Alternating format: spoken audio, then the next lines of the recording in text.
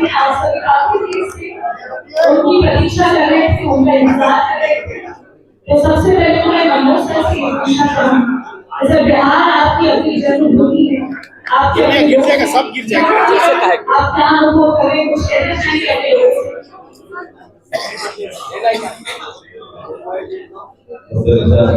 शाम थोड़ी हो जाती बातचीत हो पाई अगले बहुत इम्पोर्टेंट बात है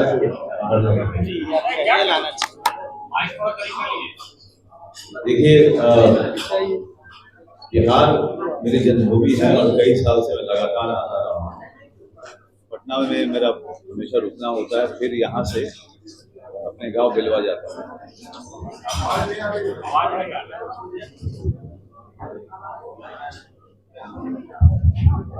तो ये जरूरी हो जाता है कि जब यूरोप जैसी फिल्म जो कि जंगल में रहने वाले आदिवासी की कहानी है और उसके पीड़ा की कहानी है, उसके संघर्ष की कहानी है, उसके दुख की कहानी है, उसके परिवार की कहानी है,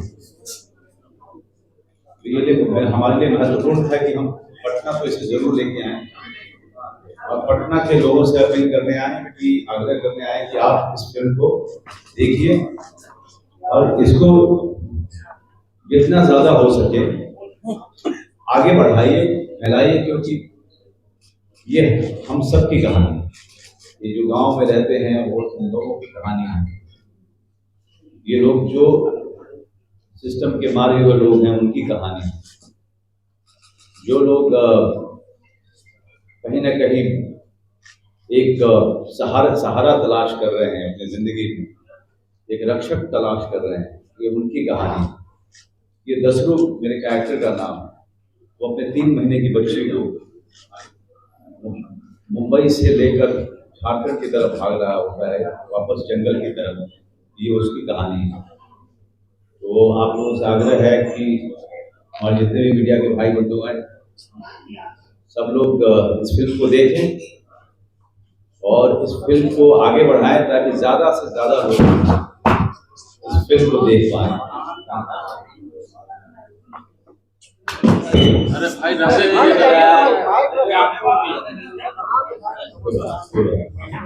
आगे जी हाँ, तो आप सभी लोगों ने सुना। तो जैसे आप सभी लोगों ने सुना, हमारी फिल्म की जो विषय है, जो टॉपिक है, जिस पे इसे बनाया गया है, वो अपने आप में बहुत ही संवेदनशील है, जैसे कि मनोज सर ने अभी भी बताया। पर मैं आगे इस सवाल को हमारे फिल्म के निर्देशक यानी कि हमारे डायरेक्टर देवाशीष सर से भी पूछना चाहूंगी, हमें मूवी के बारे में और भी ज्यादा कॉम्प्रिहेंसिवली बताएं। ऐसी कहानियां एक मेरे अंदर पहले से गुस्से से आती है। मेरे अंदर बहुत सारे सवाल हैं। ये देश ऑलमोस्ट 75 साल का हो गया और हम कई सारी गुस्ताखियां, कई सारी मिस्टेक्स हम बार बार करते हैं। कुछ लोग हैं जिनको मेन स्ट्रीम में रिप्रेजेंट नहीं किया जाता, उनकी वॉइसेस हम तक पहुंचती नहीं है। तो ये कहानी वो एक कोशिश है कि हम शहर तक एक ऐसी आवाज को ले जाए, एक आदिवासी की आवाज को ले जाए, मेन स्ट्रीम के दायरे में एक डायलॉग शुरू करने की कोशिश करें, एक जितनी एक्सेसिबल हो सके उस तरीके से, जितनी जेंटल और जितनी रिस्पेक्टफुल हो सके उस तरीके से। तो मेरी स्टोरी टेलिंग मेरे लिए वो डायलॉग शुरू करने का एक जरिया है। और ये फिल्म में लाया था मनोज सर के पास 2016 में। हम तब तांडव करके एक शॉर्ट फिल्म बना रहे थे और पोस्टर सेटअप करने की कोशिश कर रहे थे और तब उन्होंने पढ़ी थी और तब से पिछली चली जाती है मेरी हालत अब स्टेट पे। तो तब से हम इस फिल्म को लेकर डिस्कस कर रहे हैं, प्रोड्यूसर्स ढूंढ रहे हैं और फाइनली 2021 में मनोज सर जी स्टूडियो को ले आए। तो ऐसी कहानी को ऐसा मंच मिला, ऐसी स्केल मिली कि अब हमको कॉन्फिडेंस है कि हम बहुत सारे लोगों तक, पूरे देश के कोने कोने तक, पूरी दुनिया के कोने कोने तक, कि वर्ल्ड वाइड रिलीज है। और ऐसी कहानी को और इस तरह के मुद्दे को और इस तरह के कैरेक्टर को इस तरह का सपोर्ट जनरली मिलता नहीं है। तो ये लंबा फासला हमने तय किया और उम्मीद है कि पूरा देश ये फिल्म देखेगा डायलॉग आगे बढ़ाएगा। अच्छी फिल्म सब देखना चाहते हैं, देखिएगा। Thank you so much sir for telling us about the movie in such a comprehensive way detail manner. और आप सभी लोगों को मैं बताना चाहती हूँ कि ये एकमात्र ऐसी फिल्म है जो कि 5 महाद्वीपों में विश्व स्तरीय फिल्म फेस्टिवल्स में न सिर्फ नॉमिनेट हो चुकी है बल्कि सिलेक्ट भी हो चुकी है। And this movie is going to be released on 8th of December in cinemas worldwide. तो आप सभी लोगों से ये रिक्वेस्ट है, ये निवेदन है कि आप लोग बड़ी से बड़ी संख्या में इस फिल्म को जरूर देखें। और अब जितने भी इलेक्ट्रॉनिक मीडिया व प्रिंट मीडिया की ओर से मीडिया बंधु आज के इस अवसर में हमारे बीच उपस्थित हैं, आप सभी लोगों से आग्रह कि आप अपने प्रश्नों को हमारे फिल्म के निदेशक व हमारे फिल्म के अभिनेता मनोज सर से पूछ सकते हैं। फिल्म का जैसे आपका डायलॉग हाँ जी मनोज जी, सवाल एक है। मेरा नाम हमजा हुआ था इंटरव्यू इंडिया से। आपने कहा ये जोरम मूवी कहानी है जंगल में रहने वाले आदिवासी लोगों की, ठीक है। आपने कहा कि बिहार में से लाया गया क्योंकि यहाँ पे 2 लोग सिस्टम के मारे हैं, वो उसकी कहानी है। बिहार से शुरू करनी जरूरी थी। तो क्या आपको लगता है कि बिहार में लोग सिस्टम के मारे हैं, सरकार के सिस्टम के मारे हैं और ये जंगल राज? हम जाना तो नहीं कि हर तरह का सवाल करो हमको बड़ा राजनीति आवाज ये 75 साल, जैसा कि हमारे निर्देशक ने कहा, गांव और शहर के बीच का फासला बहुत ज्यादा जो बढ़ता चला गया, हम उस सिस्टम की बात कर रहे हैं। आप किसी और सिस्टम की बात कर रहे थे महाशय, हम उस सिस्टम की बात कर रहे हैं। तंत्र जो है एक दिन में नहीं बनता है। हमारा भारत देश बहुत पहले आजाद हुआ कि गांव शहर का फासला बढ़ता चला गया, लोगों के बीच का, वर्ग के बीच का फासला बढ़ता चला गया। हमारे निर्देशक उसकी बात कर रहे हैं। बहुत बढ़िया।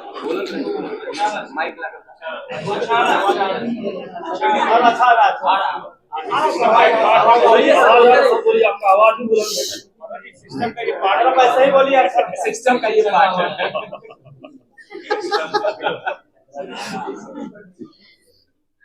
ऐसी चीज फिल्म में होती ना, लगता कि बड़ा कंट्राइव है। तो ये उसकी कहानी है। एक ट्रैवल आदमी जो मुंबई के कंस्ट्रक्शन साइट पे काम करता है, उसकी पत्नी, उसकी छोटी बच्ची है, और किस हालात में उसको वापस अपने गांव, अपने जंगल की तरफ अपनी रक्षा करने के लिए भागना पड़ता है। इस पूरी यात्रा में कई सारे राज खुलते हैं, उसकी कहानी का पता चलता है, पीछे की कहानी का पता चलता है। हम इन सारी चीजों के बारे में बात कर रहे हैं। सर, और सभी मूवी के जैसे वासेपुर में आपका फेमस डायलॉग रहा है, इस मूवी में ऐसा कोई डायलॉग जो आपको बेहतरीन लगा, बहुत अच्छा लगा? बहुत अच्छे डायलॉग है, लेकिन मेरा डायलॉग बोलना, देवाशीष को मेरा डायलॉग बोलने से ज्यादा मेरी खामोशी अच्छी लगती है। जो भोसले में ले दे के 12 शब्द थे जो मैंने बोले थे, और इसमें कितने बोले हैं? 16-17। इसमें 16-17 बोले हैं। तो ये एक अलग तरीके का अभिनय है, लेकिन रोमांच बहुत ज्यादा है। ये फिल्म एक बार जब शुरू होती है, ये कल का मेरा अनुभव रहा है जब हिंदुस्तान में पहली बार जब मैंने महसूस किया इस फिल्म के स्क्रीनिंग के बाद कि जब फिल्म शुरू होती है तो ऑडियंस जो है एक बार भी बाहर तो छोड़ दीजिए, वो गर्दन उठा के राइट या लेफ्ट की तरफ भी नहीं देखती। ये फिल्म इतना आपको बांध के रखती है, और दसरों की यात्रा उसकी छोटी बच्ची के साथ वो हमेशा आपको सीट पे बिठाए रखता है, और कभी भी आपका भटकाव हो नहीं पाता किसी और चीज से। फिल्म में थिएटर में बैठे हुए ये फिल्म इतनी ज्यादा लोगों को न सिर्फ बांधती है, बल्कि दसरों के और जोरम के किरदार से बिल्कुल जोड़ देती है। ऐसा लगता है कि आप भी उसी हालात में पहुंच गए हैं, आप उसकी यात्रा में साथ हो लिए हैं। जोरम का अर्थ, और क्या आप ट्राइबल जैसे दंतेवाड़ा हो या छत्तीसगढ़ हो या कहीं अनुभव लिए सर आदिवासी कैट करने से पहले? तो मैं कुछ 15-20 साल से आदिवासी एक्टिविस्ट रहा हूँ। मैं आदिवासी नहीं हूँ, बट मैं जितना हो सके मैं बहुत रिस्पेक्टफुली जितना डीप में जा सकता हूँ बिना वो आदिवासी पर्सपेक्टिव को भी तरह क्रैक करे, क्योंकि इस जिंदगी में आदिवासी ना होने की वजह से मैं वो पर्सपेक्टिव कभी क्रैक कर नहीं पाऊँ। बट मैं छत्तीसगढ़, दंतेवाड़ा, उड़ीसा, नॉर्थ आंध्रा, झारखंड, बंगाल में सब ट्रैवल किया था 20 साल। मैंने कई कहानियाँ लिखी हैं, एक नॉवल लिखा है, बहुत सारी शॉर्ट फिल्म बनाई है। मेरी पहली फिल्म गूंगा भी इसी मुद्दे पे थी। तो ये 20 साल का एक रिसर्च समझो या एक जर्नी समझो, जिसका रिजल्ट अल्टीमेटली गूंगा रही है। तो जोरम का कोई मतलब नहीं है, क्योंकि ज़्यादातर आदिवासी नाम वो नेचर से, साउंड से आते हैं, उनका कोई मतलब नहीं। बट जोरम उस छोटी बच्ची का नाम एक मेटाफर है उस लेगेसी का, कि हम आने वाले पुश्तों के लिए क्या छोड़ के जा रहे हैं, क्या कुछ छोड़ के जा रहे हैं। हम जंगल, पेड़, नदी इतना प्रदूषित कर रहे हैं कि क्या हमारे आने वाली पीढ़ी को कुछ भी हासिल होगा। तो एक लेगेसी के तौर पे ये नाम को हमने मेटाफर की तरह यूज किया। सर, जब पहली बार आप सर को जोरम की कहानी बता रहे थे, पहला एक्सपीरियंस क्या था? मतलब पहली बार सुनने का क्या रिएक्शन था?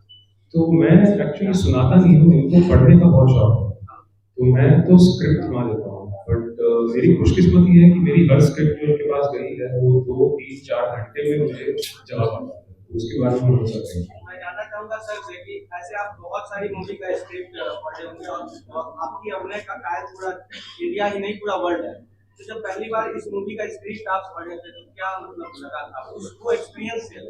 मुझे बड़ी कमाल इसमें जो छोटी बच्ची और दसरों के बीच में एक बहुत कमाल की केमिस्ट्री मुझे लगी। उनका जो संवाद होता है, 3 साल की 32 महीने की बच्ची जो वैसे रो सकती है या हंसती है, और उसके अलावा वो शब्द नहीं निकलते हैं उसके मुंह से। उसी तरीके से दसरू है जो अब पूरी तरीके से खामोश हो चुका है, उसके पास भी कोई शब्द नहीं बचे।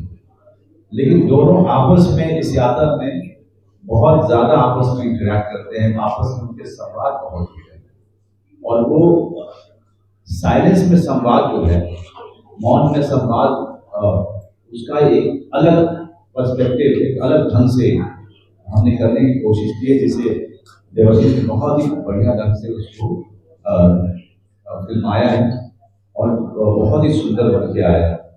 आशा करता हूँ कि आप लोग जो हैं, शाम को फिल्म दिखाई जा रही है, आप में से कुछ लोग वहाँ मौजूद रहेंगे, क्योंकि अगर आप फिल्म देखेंगे तो बहुत सारे सवालों का जवाब जो मैं दे रहा हूँ शायद आपको उसको उतने अच्छे से समझ नहीं आए, लेकिन आपके सारे प्रश्नों का उत्तर विस्तृत रूप में आपको देखने के बाद सारे उत्तर न सिर्फ मिलेंगे, बल्कि आपको एक पूरी की पूरी जो जर्नी है दसरों की, और वो बहुत गहरे तक समझ पाएंगे।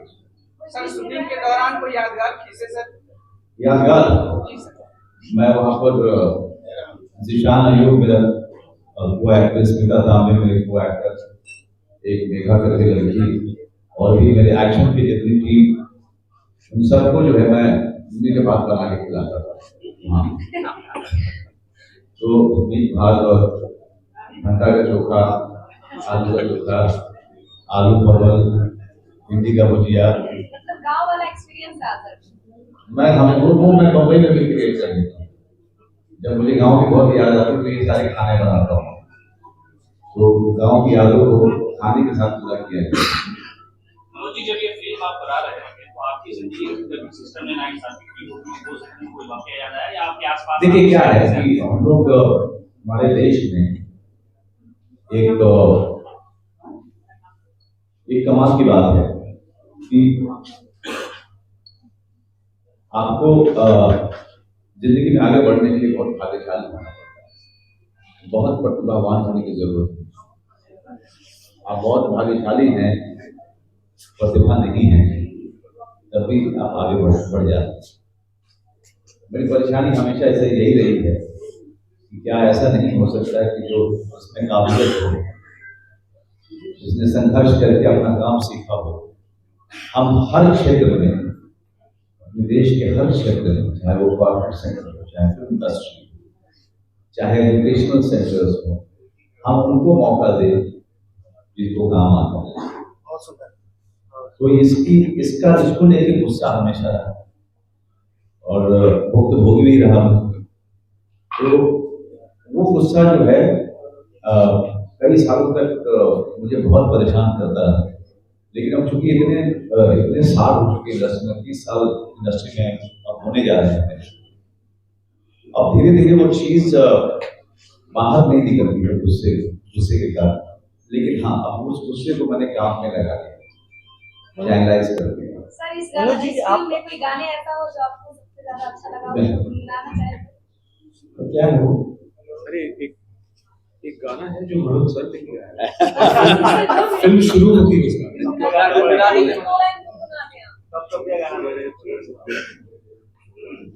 जो मेरे पास है वो, जो मेरे मन के यही है। मनोज जी सिस्टम सुधार की बात कर रहे हैं। नहीं, सिस्टम सुधार की बात नहीं कर रहा, गौरव की बात। मनोज जी आपने कहा कि भाग्यशाली होना जरूरी है, प्रतिभा होना जरूरी नहीं है, तो क्या एक तरीके में जवाब देता हूँ, वो बहुत ज्यादा राजनीतिक सवाल है। चुनाव लड़ेंगे क्या सर? आपने कहा खरिया वो भी राजनीति भी माना जाता है, तो आप चुनाव लड़ेंगे क्या? मीडिया और आप पर दोनों पर नजर रहेंगे। 25 साल हो गए सब चालू, और 25 साल में कई विधानसभा के चुनाव हुए, कई लोकसभा के चुनाव हुए। जब चुनाव आते हैं मैं फोन उठाना बंद कर देता हूँ, क्योंकि हर पार्टी से कुछ न कुछ निवेदन आता ही है, हर पार्टी से। और मैं हर बार आप लोगों के माध्यम से मैं स्पष्ट कर चुका हूँ कि मेरे अंदर में राजनीतिज्ञ का रौ भी नहीं, और इसलिए उस दुनिया में जाना ही नहीं चाहता जिस दुनिया के बारे में मैं अनभिज्ञ हूँ। गांव छोड़ा, माँ बाप को छोड़ा, सारा आराम छोड़ करके पूरा अपना जीवन संघर्ष में लगाया कि मैं इस कला को पूरी तरीके से समझूं और इसको सीखूं। अब जब सब कुछ भगवान की दया से सब कुछ जो है अब जाकर के लगता है कि कुछ चुनाव मिल रहे हैं, मतलब चुनाव करने का मौका मिल रहा है, ये छोड़ के मैं उस वाले चुनाव में चले जाऊँ, तो ये उससे बड़ा बेवकूफ कोई नहीं। मनोज जी एक सवाल है, आपने कहा कि भाग्यशाली होना जरूरी है, प्रतिभावान होना जरूरी नहीं है आज के जमाने में, तो क्या आप नेपोटिज्म पे सवाल खड़ा करने का, जो कुछ ऐसे एक्टर पे जो भाग्यशाली है जो बॉलीवुड में है, क्या उन पे आप सवाल खड़ा करेंगे? नहीं, मैंने क्या बोला, हमारे देश में ये स्थिति बदलनी चाहिए, वो चाहे किसी भी क्षेत्र में, चाहे वो फिल्म इंडस्ट्री में हो, चाहे कॉर्पोरेट हो। मैं किसी एक व्यक्ति के ऊपर कभी बात नहीं करता। मैं जब बात करता हूँ तो वो सोची समझी बात करता हूँ, किसी पे कोई निशाना नहीं होता है। ये देश बहुत प्रगति और भी करेगा अगर हम काबिल लोगों को उनके काबिलियत के मुताबिक काम देना शुरू करें। मेरा सवाल रह गया था, तेजस्वी यादव से मुलाकात की थी आपकी, उन्होंने ऑफर किया, आप लड़े ना लड़े, आपको ऑफर किया था कि मनोज जी आ जाइए लड़ लीजिए, आपसे पूछ रहे हैं। मनोज जी एक सवाल होगा, कलाकार है जो आगे नहीं बढ़ पा रहे, क्या उन्हें सपोर्ट करेंगे? मैं आपसे एक बात नहीं करता, बिहार से बहुत सारे कलाकार अब बहुत ज्यादा काम कर रहे हैं, और बहुत सारे और भी कलाकार आगे आने वाले समय में आपको बहुत ऊपर सितारे की तरह चमकते हुए भी दिखाई देंगे। सर इस मनोज सर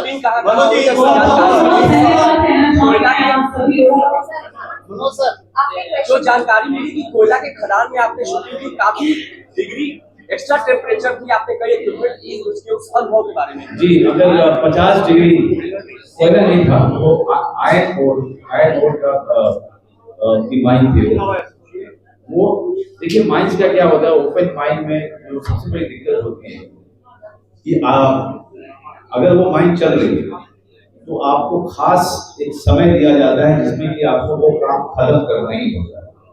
फिर वहाँ के जो हालात होते हैं वो ऐसे नहीं होते कि आप अचानक फिल्म की शूटिंग करने गए और आप बहुत आराम से शूटिंग कर सकते हैं, ऐसा होता नहीं है। और उनका एक सिस्टम होता है जिसका पालन करना होता है। उसके अलावा अगर बाहर में 50 डिग्री था तो माइन में 55 डिग्री कम से कम 55 डिग्री हो जाता है, 5 से 7 डिग्री का फर्क पड़ता है। तो आप समझ सकते हैं पूरी यूनिट किस कंडीशन में काम कर रहे हैं। वहाँ के जो मजदूर हैं जो खदान में काम कर रहे हैं वो उन्होंने तरीका निकाल लिया है, लेकिन हम वहाँ पे नए थे, तो जाहिर सी बात है कि इस तरह की फिल्म की शूटिंग वहाँ पे करना, और न सिर्फ गर्मी की मार बल्कि वहाँ के पूरा जो कंडीशन है उसके आदी नहीं थे हम लोग, तो उसके कारण भी जो है टीम को बहुत दिक्कत हुई थी, लेकिन फिर भी समय पे हमने काम किया। एक संवेदनशील सवाल है कि आप कई साल से काम कर रहे हैं बिहार में, और बिहार के कई लोग काम कर रहे हैं, क्या आपके द्वारा एक संभावना नहीं बन सकती है बिहार में भी शूटिंग केंद्र हो जाए? देखिए क्या है, यहाँ के कलाकार नहीं स्थापित हो सकते विश्व में नाम कमा सकते? देखिए आजकल क्या है, थोड़ा सा आप फिल्म इंडस्ट्री का एक व्यापक रूप ले रहे हैं। आप कोई भी कहीं भी बैठा हुआ अपनी फिल्म बनाता है, वीडियो बनाता है और इमीडिएटली वो सोशल मीडिया पे डाल देता है, और वहां से बहुत सारे लोग जो हैं अपनी रोजी रोटी बहुत अच्छे से चला रहे हैं। तो अब सिनेमा बनाने का जो पूरा रूप है वो बिल्कुल बदल चुका है। आपको मैं बताऊं कि पटना के बहुत सारे नए लड़कों को मैं जानता हूँ, जिनके संपर्क में रहता हूँ, इतनी बढ़िया फिल्में बना करके वो सोशल मीडिया पर डालते हैं, उसको प्रमोट करते हैं, और मैं भी कभी कभी आगे बढ़ाता हूँ उसको, और उनका जो तकनीक है वो किसी भी अच्छे डायरेक्टर से कम नहीं, लेकिन वो उनको रहना यहीं पे है। तो बाकी समय में वो वीडियोग्राफी करते हैं, उससे पैसे कमाते हैं, और फिर वो फिल्म बनाते हैं और उस फिल्म को सोशल मीडिया पर डाल करके वहाँ से धन कमाते हैं। तो ये इस तरह का जुनून ही उनको आगे रास्ता दिखाएगा। जहाँ पे बात रही फिल्म इंस्टीट्यूट से पहले हमें एक फिल्म पॉलिसी लेके आनी पड़ेगी यहाँ के, जहाँ पर बाहर से लोग फिल्म की शूटिंग करने के लिए आ सके और उनको उत्साहपूर्वक आए, ताकि उनको लगे कि वहाँ जाकर के उनकी मदद हो, फिल्म बनाने में मदद है। एक फिल्म का कल्चर कब बने? जब फिल्म का कल्चर बनता है तो स्टूडियो भी बनता है, फिल्म इंस्टीट्यूट भी बनता है, लेकिन उस कल्चर को यहाँ लेके आना बहुत जरूरी है। क्या आपको लगता है कि बिहार में उस तरह का कल्चर नहीं है? फिल्म का कल्चर नहीं है सर, फिल्म कल्चर एक होता है, फिल्म का कल्चर अभी नहीं है। फिल्म पॉलिसी आ जाएगी, जब बाहर के लोग आना शूटिंग करना शुरू करेंगे तो वो कल्चर धीरे धीरे आ जाएगा। जैसे लखनऊ में पहले नहीं था, लेकिन फिल्म पॉलिसी को इतने अच्छे ढंग से वहाँ पे लागू किया पिछली सरकार ने, इस सरकार ने, और बहुत अच्छे ढंग से वो कर रहे हैं। अभी भी मैंने अपनी फिल्म प्रिया की शूटिंग की, तो वो वहाँ के सब लोगों को पता होता है कि फिल्म की शूटिंग कैसे होती है। फिल्म का आपको जो जूनियर आर्टिस्ट हैं वो बहुत सारे तैयार हो जाते हैं, होटल्स काफी सारे बुक होते हैं, छोटे छोटे जो उद्योग हैं वो फिल्म से जुड़ जाते हैं, फिल्म मेकिंग से जुड़ जाते हैं। आपको नए नए टैलेंट्स को मौका मिलना शुरू हो जाता है इसको हम फिल्म कल्चर बोलते हैं। एक आखिरी सवाल का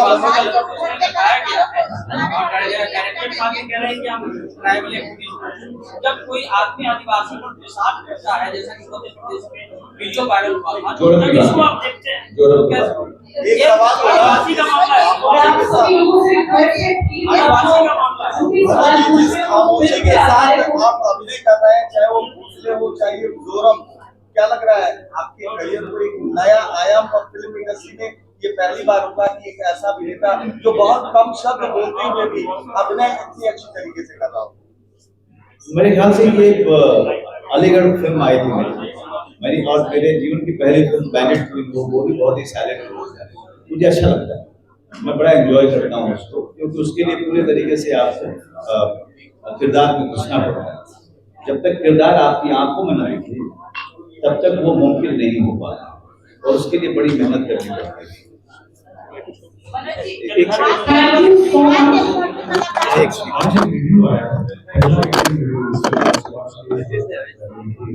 उन्होंने मनोज सर की सारी परफॉर्मेंस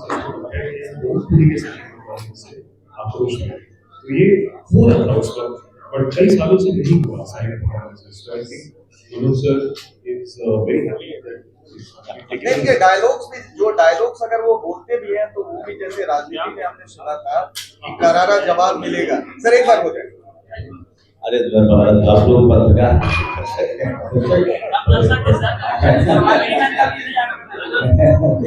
एक सवाल है।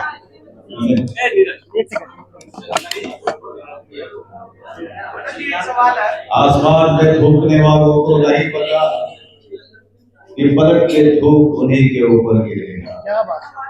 करारा जवाब मिलेगा।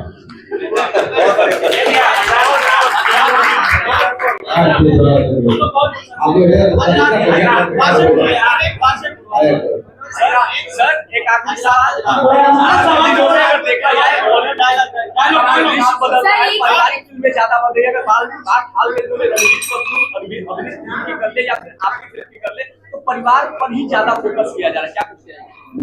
पहला आपके सवाल का पहला अंश क्या था?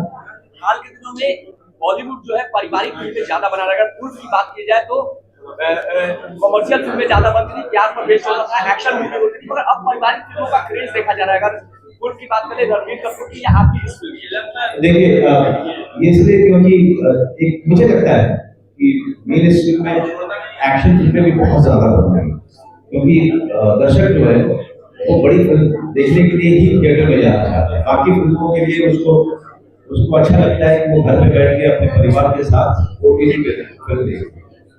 तो सिनेमा हॉल का जो है वो बिल्कुल स्वरूप अलग हो चुका है और ओटीटी बिल्कुल अपने अलग ढंग से आपका एंटरटेनमेंट कर रहा है और दर्शक बहुत समझदार है, क्योंकि अंत में पैसा तो दर्शक देता है। तो दर्शक चुनाव अपने हिसाब से करता है कि कौन सी फिल्म ओटीटी पे देखे, कौन सी फिल्म थिएटर में देखे। सर एक बात प्लीज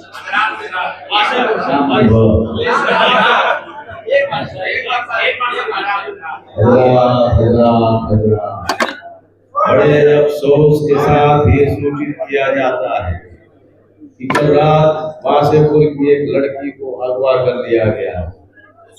हजरात अगले 24 घंटे में लड़की अपने घर नहीं पहुंची तो पूरे इलाके में इतना मारेंगे कि इलाका धुआं हो जाएगा।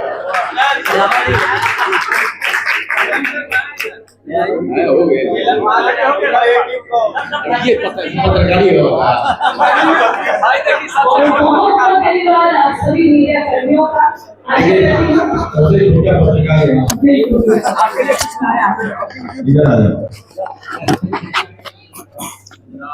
और आप सभी लोगों को बहुत बहुत धन्यवाद। बिहार के लोगों का प्रेम और स्नेह लगातार मिलते आ रहा है और मुझसे तो आशा करती हूँ कि इस फिल्म को भी बहुत अपार सफलता प्राप्त होगी और खासकर बिहार के लोगों का प्रेम और स्नेह प्रचुर मात्रा में इस फिल्म को मिले। एक बार फिर से मैं हमारे